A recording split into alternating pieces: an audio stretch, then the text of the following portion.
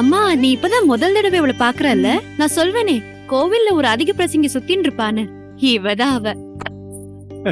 குழந்தைய ஏண்டி இப்படி பேசுற? இவ என்ன அதிக பிரசங்கி அது இதுன்னு சொல்றா. சில பேர் அவ இவன் சொல்றாங்க.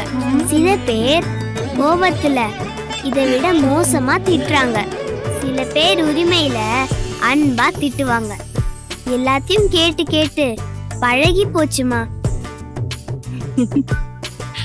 பாத்தேளா இப்ப புரியுறதா ஏன் நான் இவ்வளவு அதிக பிரசங்கின்னு சொல்றேன்னு? மதுரா செத்து சும்மா ரெடி.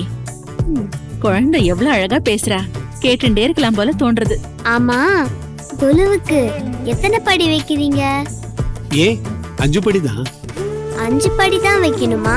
இல்லம்மா, அது 5 படி தான் வைக்கணும்னு இல்ல.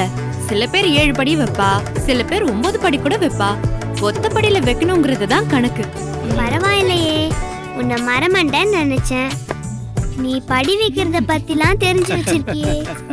நக்கலா உனக்கு? படி வைக்கிறது மட்டும் இல்ல, அதோட சம்பிரதாயம் ஐதீகம் எல்லாம் எனக்கு தெரியும். அப்படியா? சரி, நவராத்திரிய எதுக்கு கொண்டாடுறாங்கன்னு சொல்லு பாப்போம், நானும் தெரிஞ்சுக்கிறேன். படைத்தல், காத்தல், அழித்தல்னு 3 செயல்களையும் செய்யற அந்த மகாசக்தியோட அருளை வேண்டி கொண்டாடுறதுதான் இந்த நவராத்திரி. அப்புறம்